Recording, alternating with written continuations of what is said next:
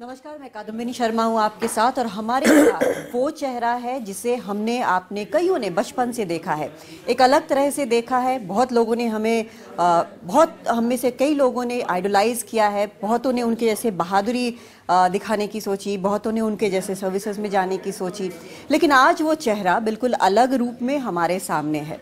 वो चेहरा है किरण बेदी का, जो इस बार दिल्ली विधानसभा से चुनाव लड़ रही हैं और बीजेपी का दिल्ली में चेहरा है। किरण जी, आपका बहुत बहुत स्वागत है एनडीटीवी इंडिया में। लगातार आप कैंपेनिंग कर रही हैं, वक्त बहुत कम है, कैसी चल रही है आपकी कैंपेनिंग? बहुत वेरी सेटिस्फैक्ट्री, बहुत अच्छी, बहुत सहयोग मिल रहा है, बहुत उत्साह देख रही हूँ, बहुत उम्मीद देख रही हूँ। उसी तरीके का उत्साह उम्मीद इस वक्त भी है जैसी मोदी साहब के टाइम पे थी। एक तरह की आशा वापस आती नजर आ रही है। सो ऐसा महसूस करती हूँ। काम बहुत है और लेकिन जिस तरीके का उत्साह है, अगर ये दोनों चीज़ें मिल जाएं तो एक एक दिन करके मंजिल चुनौतियां डील करने लग जाएंगे। एक एक दिन करके, मैं ये नहीं कह सकती 1 साल तक हो सकती हैं, 2 साल, मगर एक एक दिन ये त्याग मांगती है, ईमानदारी मांगती है, निश्चय मांगती है और सहयोग मांगती है। और हर वर्ग को जुड़ना, इसके हर वर्ग को, खासकर वो वर्ग जो ज्यादा दे सकता है और उस वर्ग को पहुंचने के लिए जिसकी जरूरत ज्यादा है। तो मैं ये उत्साह देख रही हूँ और मुझे उससे उत्साह मिल रहा है, मुझे उससे और ऊर्जा मिल रही है। मैं उनका सबका धन्यवाद करती हूँ। कार्यकर्ता को कोई मुकाबला नहीं।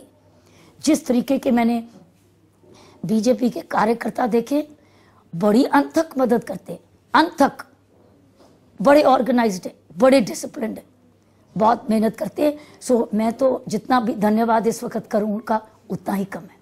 मुझे लगता है कि आपने जिस तरह से राजनीति में कदम रखा है और जिस तरह की बातें हो रही हैं, जो आपका बैकग्राउंड है, उसने आपके जो हम ये सोचते हैं कि क्रिटिक हो सकते हैं, वैसे लोग भी अब आपकी तारीफ कर रहे हैं। आज शांति भूषण जी ने आपकी तारीफ की है। उन्होंने कहा कि उनसे अच्छा कौन हो सकता है, उनसे ज़्यादा ऑनेस्ट कौन हो सकता है। तो कहीं ना कहीं आप इन लोगों की भी जो सोच है वो भी आप बदल रही हैं।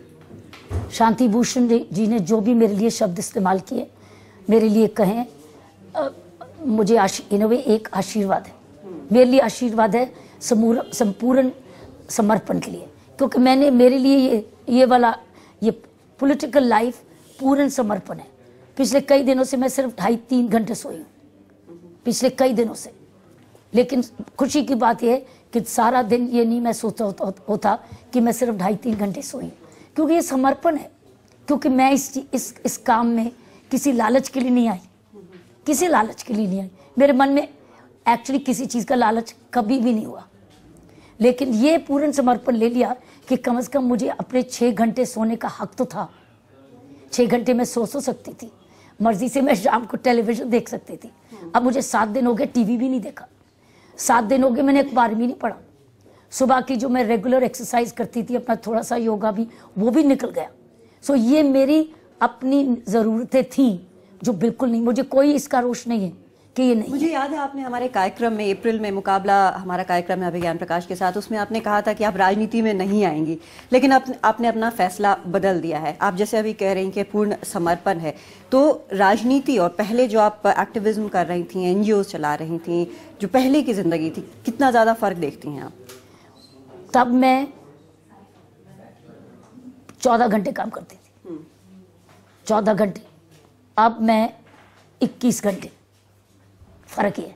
तभी भी मैं 14 घंटे काम करती थी, 14-15 हो जाते थे मेरा दिन उठने से बाद। लेकिन उसमें मेरा थोड़ा योगा था, थोड़ी मेडिटेशन थी, थोड़ी मेरी रीडिंग थी, शाम को थोड़ा सा प्रोग्राम देखती थी, बाकी सारा दिन मेरा ऐसे ही जाता था काम में।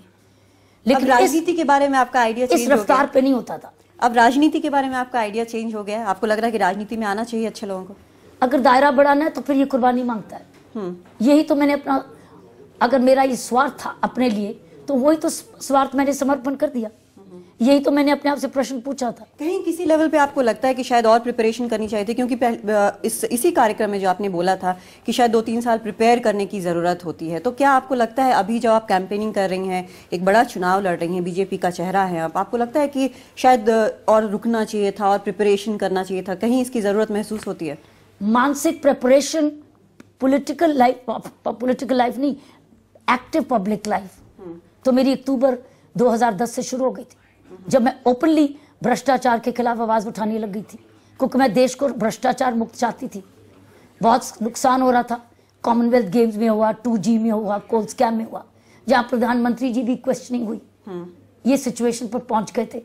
वो मेरा तब चुनाव हुआ था जब मैंने खुल के पॉलिटिकल कांग्रेस पार्टी इन पावर के खिलाफ ये अभियान चलाया था।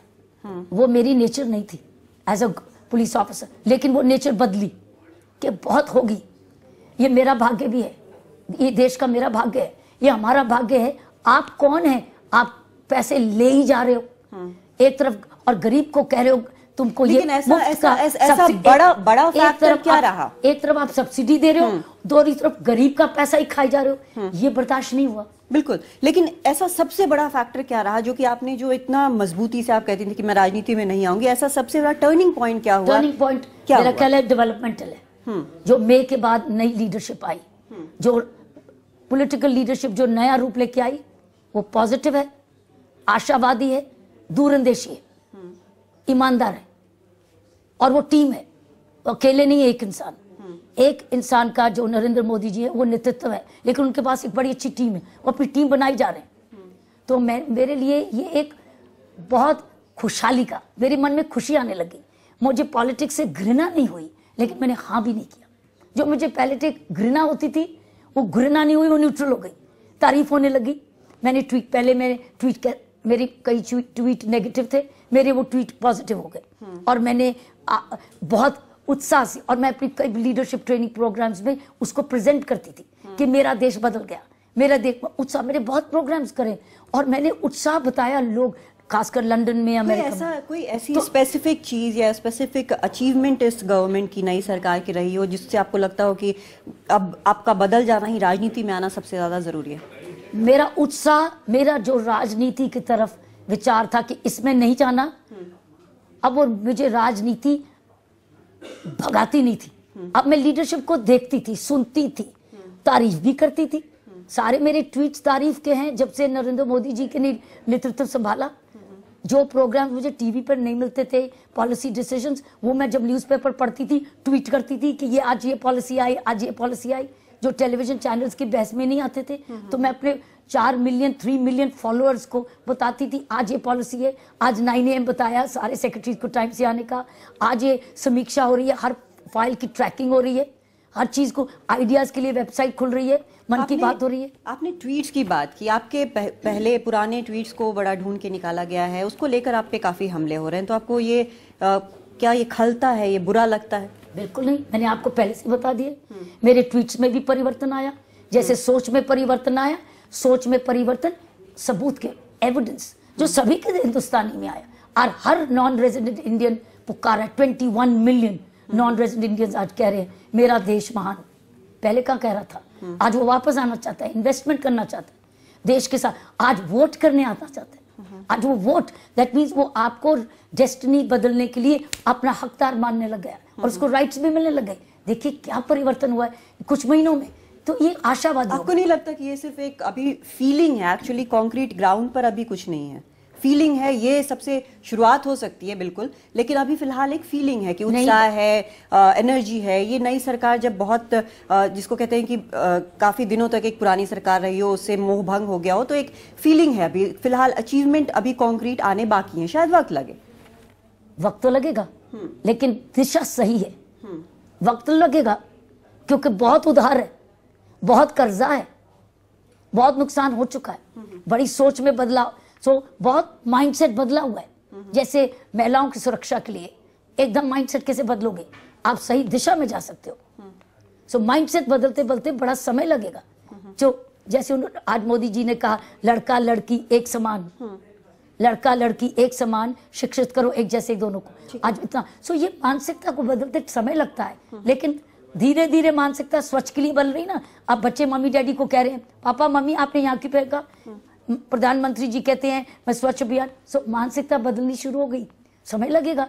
जितने ज्यादा गति, जितनी मेहनत करते रहेंगे। मुझे याद है कि जब आप लोग रामलीला ग्राउंड में बैठा करते थे, इंडिया अगेंस्ट करप्शन अन्ना के साथ मंच पर होते थे, उस वक्त भी एक माइंडसेट आया था जो कि बदल रहा था। मिडिल क्लास वहां पर बच्चों के साथ जाता था, आप लोगों को सपोर्ट करता था। और आज जब शांति भूषण जी आपकी तारीफ कर रहे थे तो उन्होंने ये भी कहा कि उनको खुशी होती अगर आप आम आदमी पार्टी की तरफ से चुनाव लड़ती या उनके तरफ का हिस्सा होती। हालांकि उन्होंने बाकी और भी कई चीजें बोली आम आदमी पार्टी के बारे में, लेकिन आपके बारे में ये कहा कि अगर आप आम आदमी पार्टी के टिकट पर चुनाव लड़ रही होती तो ज्यादा अच्छा महसूस होता। आपको क्या कभी ये लगा कि आपके आंदोलन के बाद, अन्ना के साथ जुड़ने के बाद, आंदोलन के बाद एक नेचुरल प्रोग्रेशन है आम आदमी पार्टी में जाना? क्या कभी आपने ये कंसिडर किया इसको इस तरह से? मैंने उस पार्टी को कभी कंसिडर नहीं किया, कभी भी नहीं। क्यों?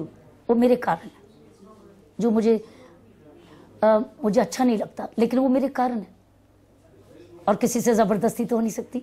और मुझे राजनीति में कोई लालच नहीं था, ना अभी भी है, मुझे कोई लालच तो है ही नहीं, मुझे पसंद नहीं थी। आपको उस वक्त भी जब अरविंद केजरीवाल ने पार्टी बनाई उसको लेकर उस वक्त भी आपको रिजर्वेशंस थे? वो उनका अपना निर्णय था। मैं तो अन्ना हजारे की मूवमेंट के साथ लगी रही जब तक लोकपाल बिल एक्ट नहीं आया, बिल नहीं आया। वो अपने रास्ते में चले गए, वो उनका निर्णय है, ये मेरा निर्णय है, मैं उसकी कदर करती हूँ। वो मेरे डिसीजन की कदर करना चाहिए, करते भी है शायद। आपको उस पार्टी में ऐसी क्या कमी लगी जो आपने ये डिसाइड किया कि उसमें आपको नहीं जाना है? मुझे उस वक्त पार्टी में कोई रुचि नहीं थी। कोई रुचि नहीं, उसमें कोई होप भी नहीं दिखा? मुझे पॉलिटिक्स में पसंद ही नहीं थी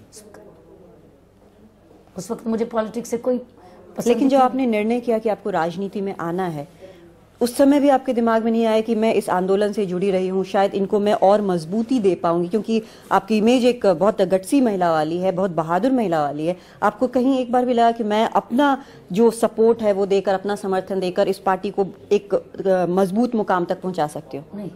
नहीं, ये चॉइस तो मेरा निर्णय ना, मुझे क्या पसंद है क्या नहीं। बिल्कुल। और कई अंदर की पहचान सिर्फ मुझे ही पता है।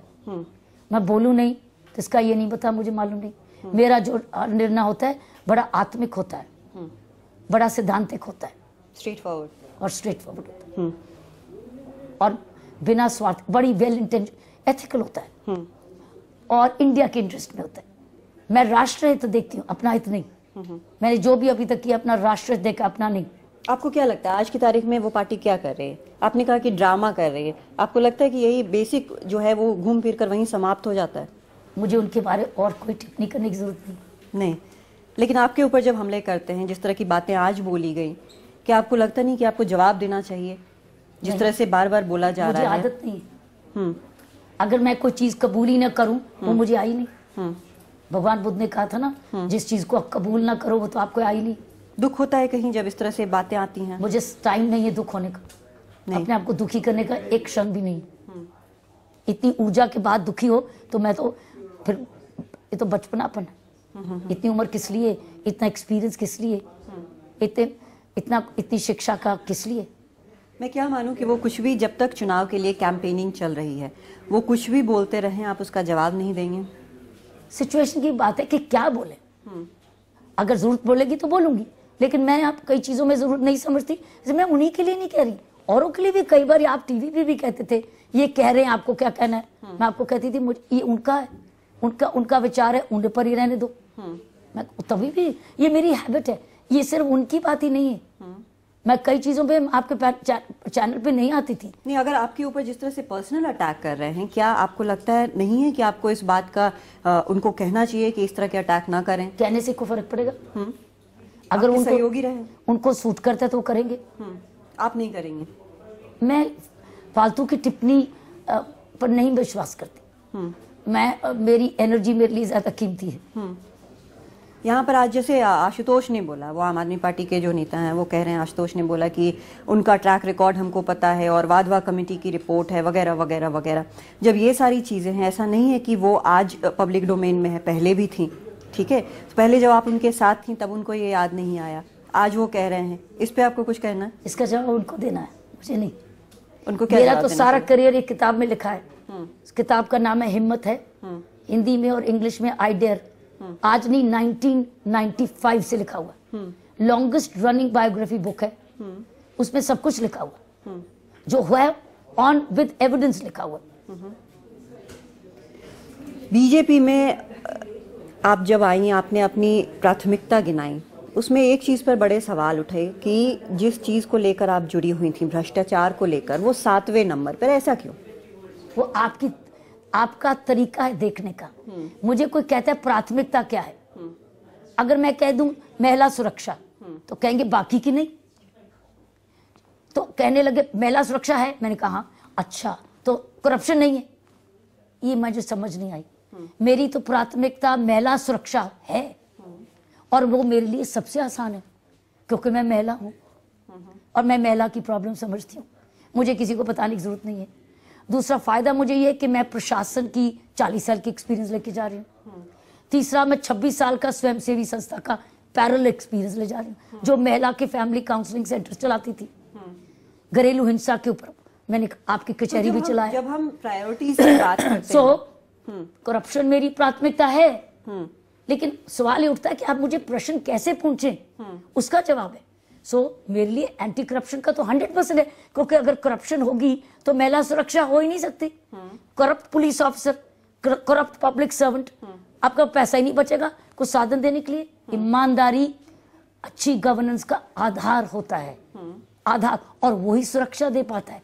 अच्छी गवर्नेंस ही सुरक्षा देता है, करप्ट गवर्नेंस सुरक्षा नहीं दे सकता। सुरक्षा आप पुलिस की बात कर रही हैं, आप पुलिस में रही हैं, आपको अच्छा खासा एक्सपीरियंस है। पुलिस को लेकर सेंटर और दिल्ली में लगातार खींचातानी चलती रहती है, इसमें आप क्या कर पाएंगे? इसी खींचातानी को खत्म करने के लिए एक पार्टी इस वक्त आ जाए तो दिल्ली की बेहतरी के लिए। नहीं, जब सेंटर में यूपीए सरकार थी तब शीला दीक्षित ने कहा था कि दिल्ली पुलिस तो सेंटर के पास है। ये उनकी सोच थी, काश ऐसे ना कहती। वो चीफ मिनिस्टर है, वो चीफ मिनिस्टर है, और मैंने चीफ मिनिस्टर और एलजी के काम के तालमेल देखा है as special secretary to LG, जब तेजिंदर खन्ना साहब लेफ्टिनेंट गवर्नर थे और साहिब सिंह वर्मा चीफ मिनिस्टर थे, और मैंने दोनों का तालमेल एक आवाज देखी है काम करते, क्योंकि एलजी के पास डायरेक्टली पुलिस है, चीफ मिनिस्टर के पास सारा प्रशासन है। एलजी बिना प्रशासन काम कर सकता है, चीफ मिनिस्टर बिना पुलिस काम कर सकते हैं। दोनों को तालमेल बनाना होता है, वो हम तालमेल इतना बढ़िया बनाया था, कभी कोई कॉन्फ्लिक्ट नहीं हुआ था। मैंने देखा है काम करते, क्योंकि मैं स्पेशल सेक्रेटरी होके काम बैठ के मीटिंग्स कराती थी, मीटिंग्स होती थी। चीफ मिनिस्टर को ये कहने की जरूरत नहीं थी, उनका तालमेल शायद बिगड़ा हुआ था। ये जो और दूसरी चीज, जो चीफ मिनिस्टर के पास है उसको तो उन्होंने इस्तेमाल ही नहीं किया। वो सारी सिविल डिफेंस फोर्स, हजारों के स्टूडेंट्स है जो ऑलमोस्ट सेमी पुलिस है। यानी कि आपको नहीं लगता है कि पुलिस को यहाँ चीफ मिनिस्टर के अंडर में होना चाहिए? चीफ मिनिस्टर के पास सब कुछ है, कोई समझे तो सही, लेकिन अगर होते हुए फिर भी कहो नहीं कानूनी तरीके से भी चाहिए, मैं तो कहती इस वक्त मेरा दृष्टिकोण है जो है उससे मैं गाड़ी भगाऊंगी, सुरक्षा दूंगी। और ये बहाना इसकी मांग कर सकती हैं अगर जरूरत पड़ी तो मांगूंगी, अगर जरूरत पड़े क्यों नहीं मांगूंगी। एक और लंबी समय से एक मांग चल रही है स्टेटहुड को लेकर, राज्य को लेकर, क्या उस पर भी आपको लगता है कि ये इम्पोर्टेंट राजनीतिक निर्णय है, ये मेरा नहीं, लेकिन अगर मैं प्रॉब्लम्स देखूंगी तालमेल एज ए सीएम कैंडिडेट, आपको एक सीएम कैंडिडेट के तौर पर उतारा गया, मैं आपको बोल रही हूँ कि जब मैं सरकार चलाने लगूंगी और मैं देखूंगी कि कौन सी organization out of the team है, इसलिए क्योंकि वो दिल्ली सरकार में डायरेक्टली रिपोर्ट नहीं करती है, तो मैं उठाऊंगी। और अगर मेरा काम चल रहा है तो वो एक राजनीतिक डिसीजन होए या नहीं होए, उससे काम रुकेगा नहीं, मेरा काम रुकेगा नहीं, प्रशासन का काम रुकेगा नहीं। लोग वेट नहीं कर सकते, लोगों ने आपको वोट दिया, कार्यकर्ता ने बड़ी मेहनत की, सरकार ने बहुत खर्चा किया इलेक्शंस पर, देश का हक है कि वो तुरंत सरकार चलाए, ये नहीं छोड़ के चला जाए।